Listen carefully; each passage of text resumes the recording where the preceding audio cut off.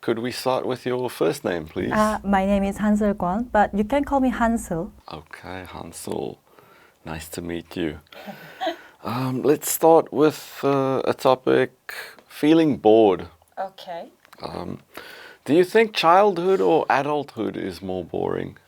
I personally think childhood is more boring. And as per my experience, I think my past experience was very bored in my childhood because at that time I didn't have a lot of freedom, But after I become an adulthood, I can meet my friend and drink some alcohol and going to party. Yeah, I can join those activities. So I guess rather than childhood, adulthood is more exciting. Okay, I see. What do you do when you feel bored? Well, I am very outgoing person. So as for me, I like to go out and meeting my friends, and also I like talking with them. And yeah, it was the important thing. I really like to eat some delicious food with them. Okay. Yeah. Another thing that we could ask you is, when do you feel bored? Oh, I think I usually feel bored when I stay in home alone because, as I mentioned you before, I am very outgoing person. So I like to, connected with some person. So at that time, I try to contact with my friends or families via my cell phone, SNS like that. Okay. Do you often feel bored? Well, actually, no, because honestly, I am a very positive person. So when I feel bored, I try to change my mindset. So I also, listen some kinds of K-pop music. So changing my mood. Okay, that's very good to hear. Let's talk about friends. You mentioned them. Do you like inviting friends to your home? Absolutely, I really love it because I like to making some foods to serve my friends, and I also happy to chat with them and share the cook what I made with them. So it was very happy for me. Okay. Do you prefer to spend time with one friend or with a group of friends? Well, I think it depends on the situation. Personally, at most time, I like to spend just with one friends because I can only concentrate on that person, so I can, react about their conversation properly, and also I can hear what they told me more properly, I guess. Okay. Do you have a friend that you've known for a long time, like a childhood friend or a school friend? Yeah, definitely. One of my friend named Seoyeon, she was my middle school friend. But after we graduate from the school, we still contact with each other. And although we are working in another department, yeah, but we still contact each other. And sometimes we meet and talk about our daily lives. Yeah. Okay, that sounds excellent. Where do you prefer to meet your friends? Could you tell me one more time? Sorry. Where do you prefer to meet your friends? Like, what kind of place do you like to go to? I think I prefer to meet her in cafes because she is really coffee lover. Okay. Yeah, so she finds some list. She has some list about some cafe which she wanted to go. So we try to select one of them and we'll go in usually weekends, I guess. And your other friends, do they enjoy doing similar things, or do your friends all like different types of things? Well, it is, I think, varies from person to person. So if I meet a friend who has really active personality, then I try to meet him or her in front of gym or like in climbing. Okay. Yeah. So I think it depends on person. Okay, that's very nice. Do you often go out with your friends? Oh yeah, a lot of time. I think at least once in a week, I try to meet my friend in especially weekend because I am a worker, so I don't have a lot of time in weekdays. It's very nice that you make time for everyone. Let's see. I think that's about it for part one. let's call it there. Let's try part 2. Okay. So I'm going to give you your topic here. You'll have 1 minute to make notes, and then after that, when you are ready, we can continue with that. Okay. Okay, so when you're ready, you can start making the notes. Okay. Okay, when you're ready, we can start with that. Okay, let's start. Okay. I think there are a lot of inventions through our life, but I'd like to talk about internet and smartphone because I thought they changed our life in impressive way. So I think the as for benefits they brought is, I personally believe that they reduced our geographic distance. So especially when you're working in your home and you are sick or something what happened to you, so you can't go to attend to real physical institutes or worker place, but you can work or study in your home with your smartphone and internet. So I think they reduces some geographic distance, and they allowed us to join some internet community or internet lectures. So I think that's the biggest problem, advantage. But I also think they brought us some convenience because they usually, as for smartphones especially, we can grab them in our own hand. So when every time we want to search some information or contact with our friends, we can open our smartphone and use some fingers to scroll the screen, and so or scroll or swipe some screen to we can go to the information what we want to search. So I think those the biggest benefits. And as for how it influences people of different age, I personally believe that it depends from younger age person and old age person, because as for youngsters, smartphone and internet could be a device that contact them to the more worldwide. And as for old people, they think smartphones and internet could be very difficult to use. And I think it changes people's lives more convenient and became only one to the worldwide. Okay, fantastic.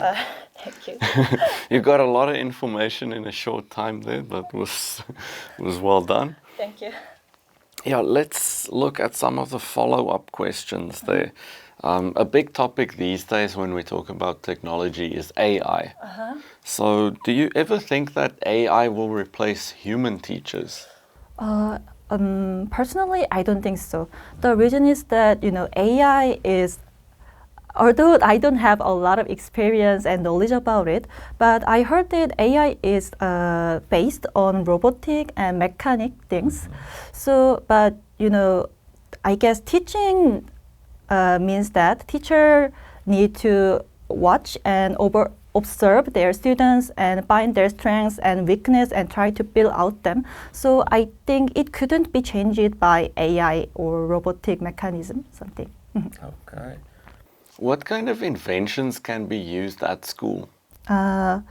Well, as I mentioned, part 2, but I think smartphone and internet could be used in school because everyone now has their own smartphone. So if teachers told them to please open your smartphone and find some information on the internet, then they can use their smartphone on the class, and I think that would be more memorable for students to remember about the class's contacts. Also, it will be more, easy for teacher because nowadays, I guess youngsters and kids are more familiar to using some smartphones or smart devices. I see. What household appliances can make us lazy? It's very funny question, but I personally think robotic, vacuum cleaner. Oh, they yes. make us more lazier than before because now we don't have to use our own vacuum cleaner to clean our house. However, we use some remote controller to use our robotic machine. Then they can go crawl to the floor and clean our dust or something on the floor. So I think it makes us more lazier than before. Do you have one? No, unfortunately, I don't have one. In the future, maybe? Yeah, really. What do you think is the most helpful invention at home? Personally, I think laundry machine is the most beneficial one because at past we have to go to the stream and we spread all laundries and do some mechanical punch or some punch to wash our laundries. However, after it invented, we put all laundries on the laundry machine and use some washing function, and also it has some dry function. So I guess it is really convenient for person, especially people who living alone. So they can, when they want to put the new clothes, they just put all the stuff in the laundry machine and they go to wash and dry, and after that they could put it once again. Okay. Another question that I see is often asked in discussions about AI would be whether you use it at work or not. That's a hot topic. Okay. So do you use AI in your job? Well, actually, I am now currently working as a nurse in a hospital.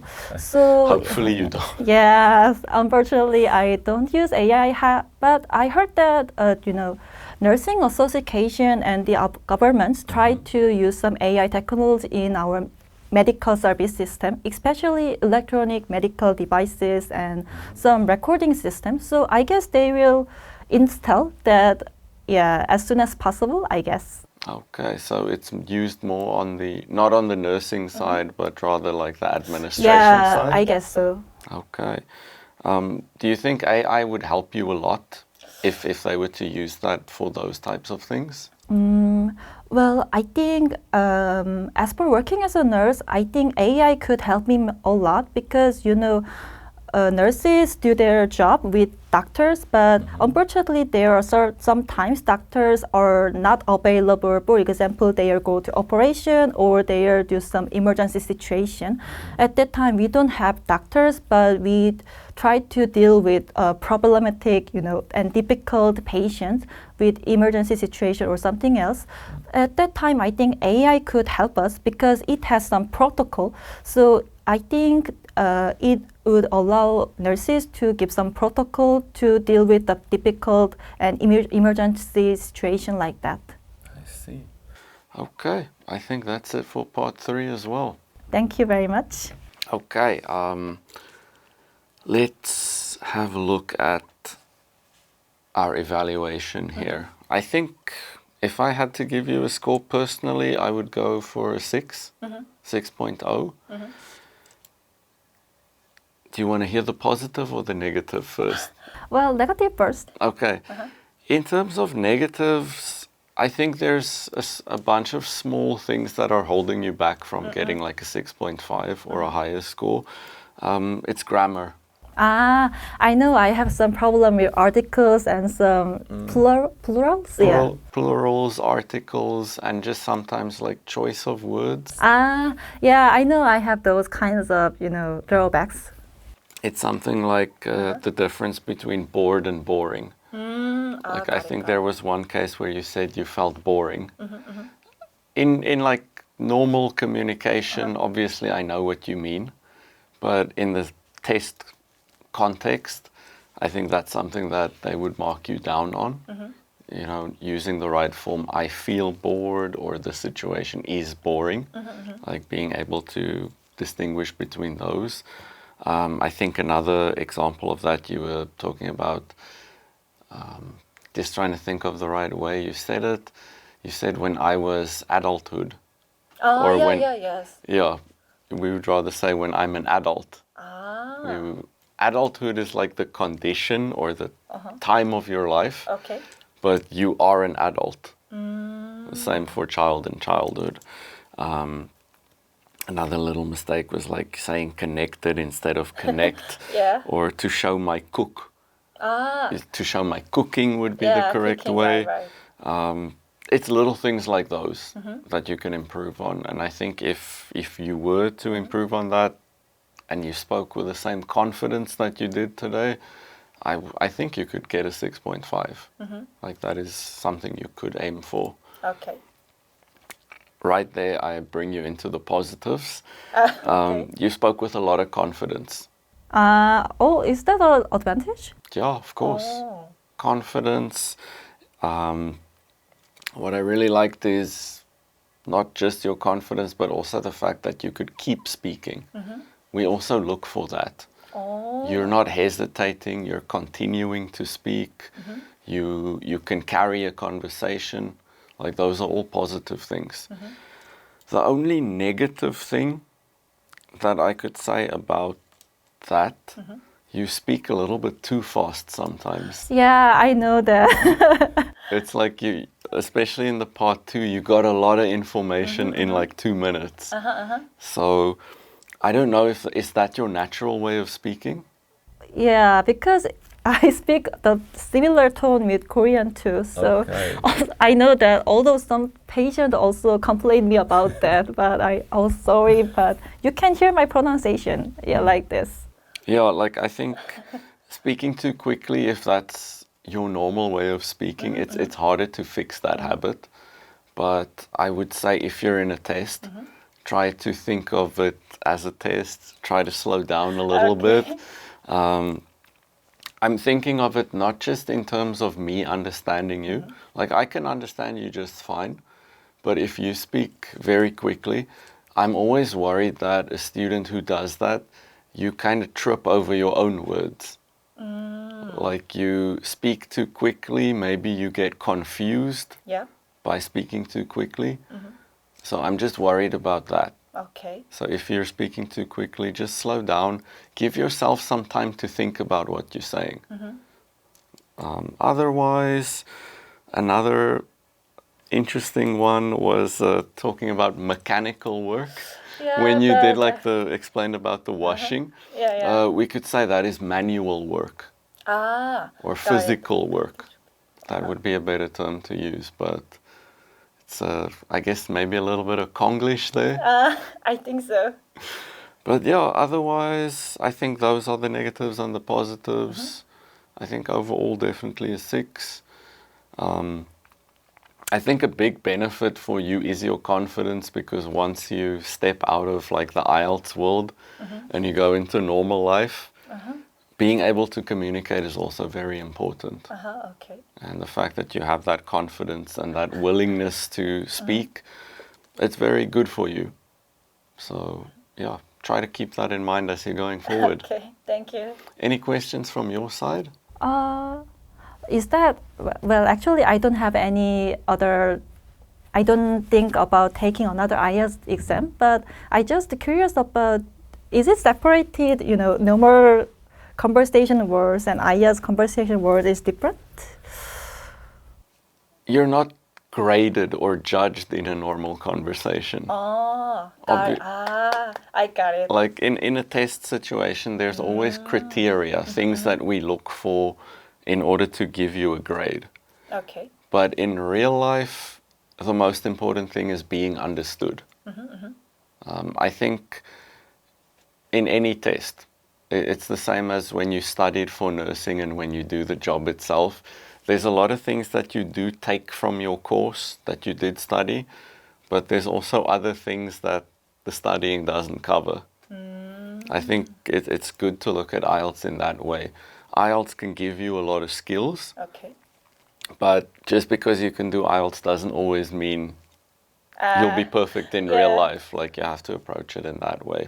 Think of it as giving you a lot of benefits, but after you did IELTS, the work isn't finished. Like, Got it. Thank yeah, you. thank you so much as Thank well. you so much.